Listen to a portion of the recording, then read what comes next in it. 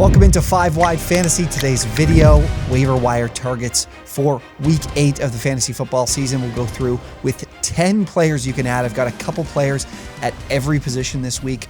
Some guys that you want to add, some fab I think you should spend, whether or not you spend priority on these guys, and of course, why you should or should not add them. If you guys enjoyed the video, be sure to let me know. Drop a like, subscribe to the channel if you enjoyed. Comment down below with any players you're looking to add or looking to drop this week. And of course, go check out our friends over at BetFred. Man, the parlay boost from this weekend stunk so badly. Aaron Rodgers and the Packers. I don't want to say Aaron Rodgers is a fraud, but his receivers are bums. And then DK Metcalf got hurt in the first quarter of the game, first few minutes, but they still managed to beat my Chargers, which was great. The Chargers dead to me. I show no emotional support for them any longer. It feels great to be feeling like that about my team. But let's get to the first player. We'll start with some running backs. Let's go with Gus Edwards, currently 43% rostered, so quite high up there. Might not be available in a lot of your leagues, but for some of you, certainly an option. We had the Browns in week 7. This should have been a money matchup for running backs for the Baltimore Ravens. And Gus Edwards, he made it happen. He scored 2 touchdowns. He wasn't very efficient on the ground, though, 16 carries for 66 yards. But the touchdowns, that's all we care about in fantasy football, right? And it looks like Gus Edwards is the guy. We talked about this on the stream in the morning. We stream every Sunday at 11 a.m. on the Twitch channel that, Gus Edwards or that Kenyon Drake was a player that the Ravens don't have a lot of investment in. They didn't have this guy in their system for a long time, years and years. A player that they just scooped up off the wire, plugged in last week, returned a lot of value for them. But this week, Justice Hill was back and Gus Edwards. Both of them were involved in the offense. Edwards the most. Drake, though, 11 carries for 5 yards. Talk about a player that busted this week. Kenyon Drake was the definition of it in a juicy matchup. But I think it's really going to be Edwards and Justice Hill as the two options. Am I very excited about Edwards? I mean, he had a 47% share of the team's running back rushing attempts, but that's not his share of the team's total rushing attempts. We know what Lamar Jackson does. And his next 3 weeks are Bucks, Saints, and a bye. I think Gus Edwards is the lead back here. I think J.K. Dobbins, on IR, going to be out for a bit longer. He hasn't looked effective when he played. They didn't give J.K. Dobbins the ball like they gave Gus Edwards the ball this week. I think he's healthier than Dobbins is in terms of, in his first game back, how ready is he to play? He's more ready than what J.K. Dobbins was when he returned. I think Edwards is the guy, but I think we're still going to get the Devontae Freeman type of fantasy output from Gus Edwards. Maybe it's a little bit better. He's definitely someone I would add if you're needing a spot at the running back position and you're desperate. But I'm not, thinking that this guy's upside is going to be something that I'm very excited about. So still add Gus Edwards, but not the most exciting option for this week. Moving things along here, let's go to Tyler Algier, 40% rostered. He's a player I talked about weeks ago as a guy not to add, but we're getting to a point with this Falcons offense. They're running the ball at 58% of plays. They were trailing the entire game by 2 scores against the Bengals. They still ran the ball at a 66% rate. They only had 13 pass attempts in a game they were down by 2 touchdowns. Absolutely absurd, especially when you consider the fact that their running backs were averaging about 3 yards a carry.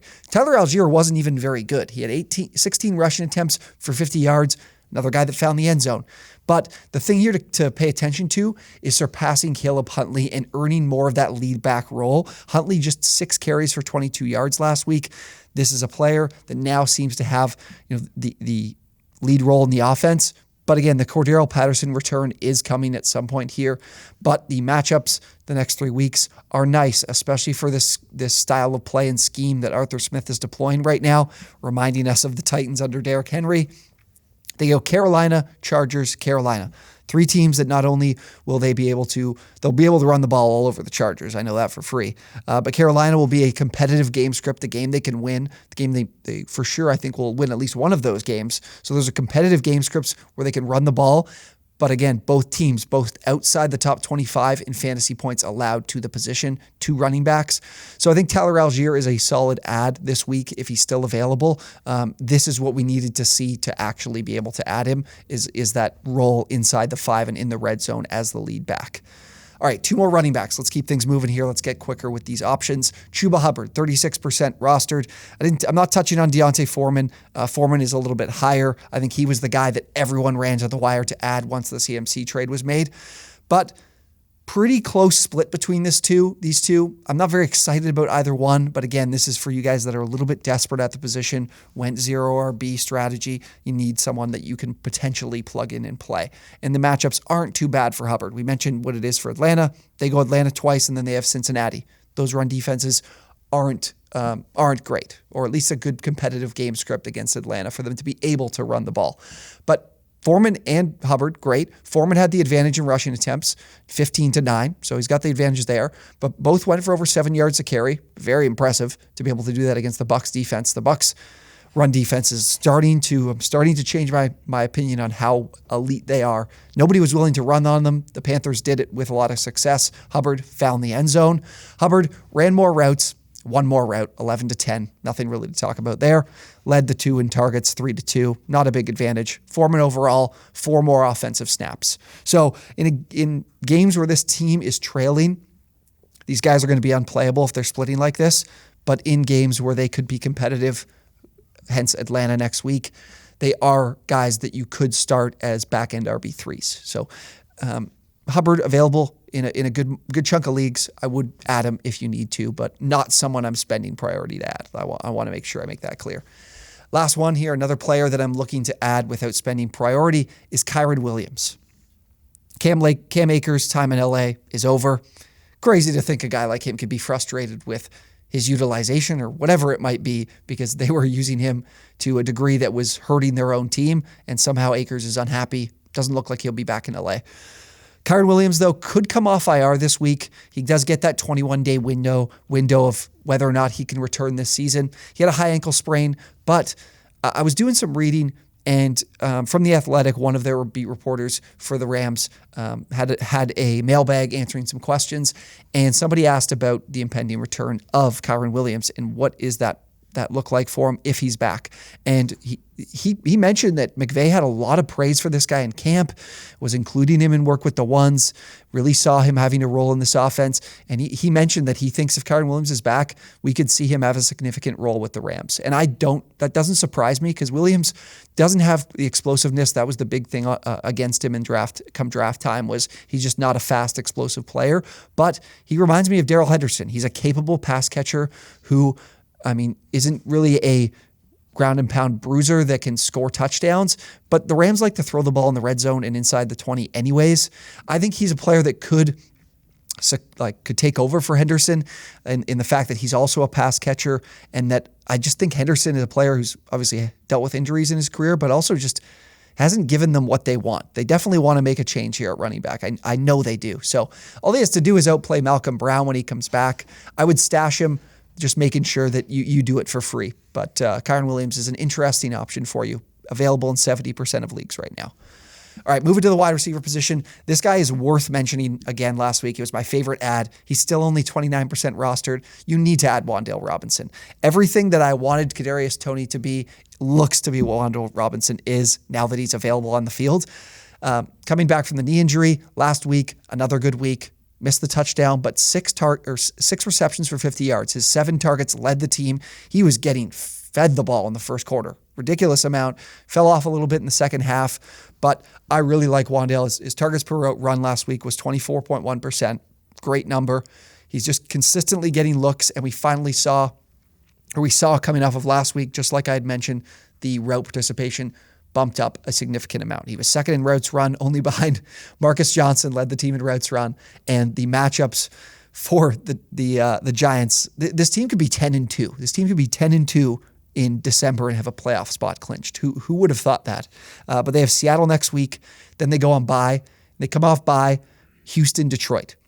We'll get into this a little bit more with the next player. I'll save this, but I think Robinson in those matchups can be a very quality play, and as a player in an offense that is desperately missing a number one option, can be a second half league winner. Honestly, you need to add Wan'Dale. Do not let this guy sit on the wire another week. Khalil Shakur is the other wide receiver I'm looking to add. And I want to get into him as a 1% rostered player who is coming off a bye week. Rookies off a bye week is something you need to pay attention to in fantasy football, because you look at these teams, they get to look back on the season. What are we doing well? What are we doing poorly? Who's playing well that we need to get more involved? And the rookies tend to be those players. And Khalil Shakir has had little opportunity at a great week against the Steelers a couple of weeks ago when they blew them out, when Isaiah McKenzie was out. And they could look back on this film and say, this is a guy whose role needs to increase, because Isaiah McKenzie is just pissing down his leg week in and week out. It's an absolute embarrassment what this guy's been doing with the talent that he has.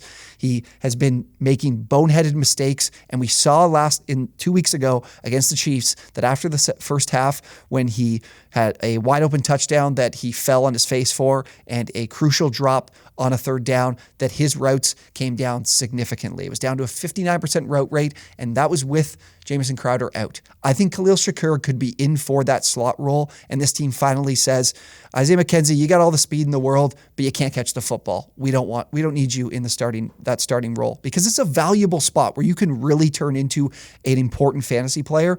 And Shakir is still an athletic guy. He had a 4.43 40. He's still got the athletic capabilities. He had a 32.2% college target share.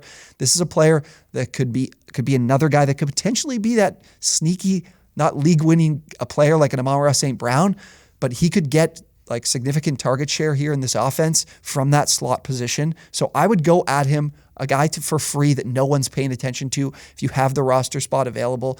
This is a sneaky player that I'm probably not going to plug and play, but I want to see if what I think could happen does happen coming off the bye. So go add Khalil Shakir.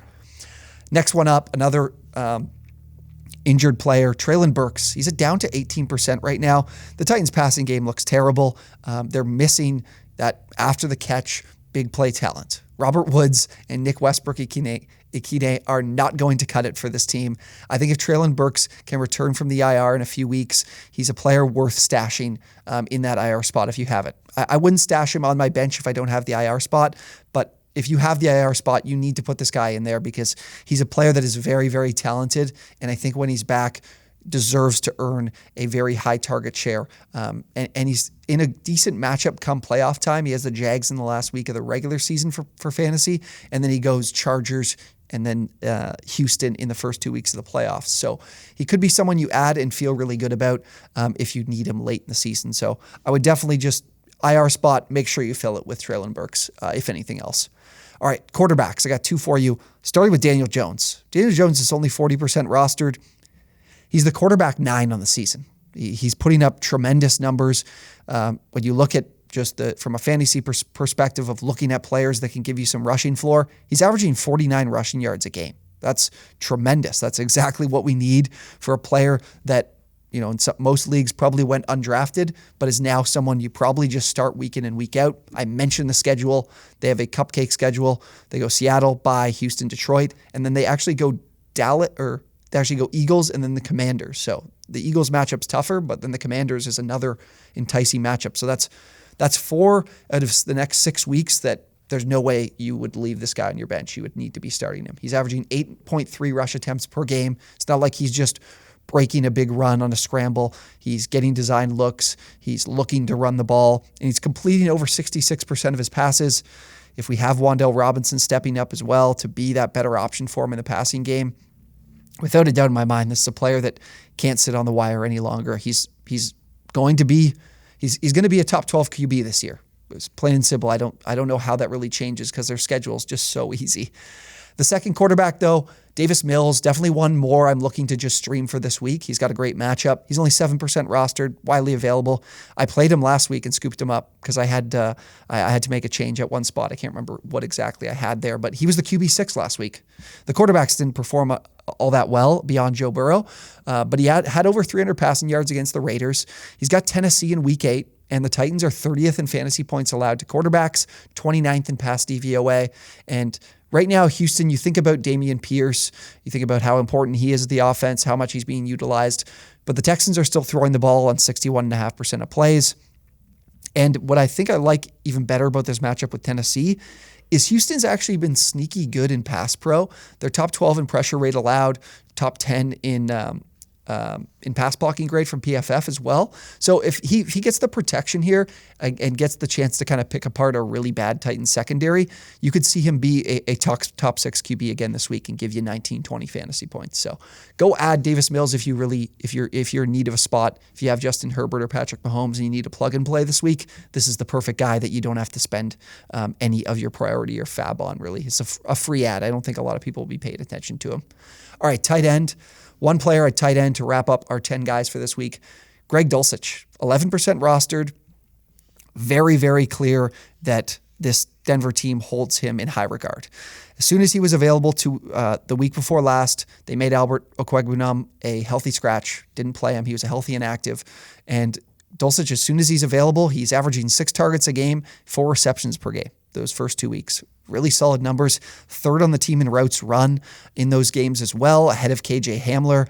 And this Broncos offense runs a ton of personnel with 21 personnel, 11 personnel. Like, the tight ends are always on the field with this team, pretty much every play.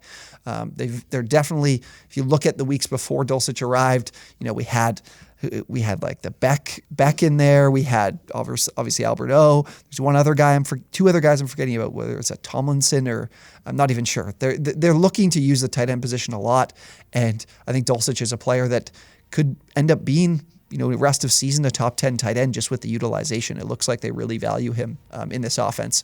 You look at the next few weeks, pretty nice for him. Russell Wilson, I would expect to be back either next week or maybe they hold them through the bye because they got Jacksonville this week and then they go on bye. So maybe Russ is held out again, but he actually had a better week with Brett Rippon than he did with Russ. Shocker. And then the Titans and the Raiders are post-bye. So even some more time for them as a rookie through the bye week to even get him some more looks too. So definitely someone I do want to add, and he's a pretty low roster percentage. So if you need someone at tight end, go make the look and see if you can add Greg Dulcich for a couple of bucks. That's probably what I'd look to do. But that is the 10 must-add players for Week 8. If you guys enjoy the video, be sure to let me know. Subscribe to the channel. Join our Discord as well. That link is down below in the description. Of course, go check out our friends over at BetFred. Coming to Ohio very soon. We're going to have a giveaway coming this week with anyone that's in Ohio. I know we've got some people watching the show that are from Ohio, so stay tuned. An awesome giveaway that we're doing with BetFred that'll be coming to the YouTube channel probably tomorrow. So stay tuned for that. Thank you guys for watching, and we will see you next time.